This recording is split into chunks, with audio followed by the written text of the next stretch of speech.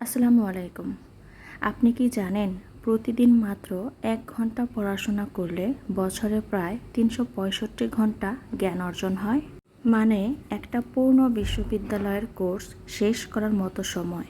শিক্ষা শুধু বইয়ের ভিতরে সীমাবদ্ধ নয়, এটা আমাদের চিন্তাধারা বদলায়, সিদ্ধান্ত নিতে সাহায্য করে আর জীবনের প্রতিটি ক্ষেত্রে আলো ছড়ায়। মনে রাখবেন, টাকা খরচ করলে কমে যায়, কিন্তু জ্ঞান খরচ করলে বেড়ে যায়।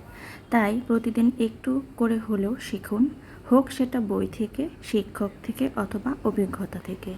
কারণ শিক্ষাই সেই অস্ত্র যা দিয়ে আপনি নিজের ভাগ্য পরিবর্তন করতে পারবেন।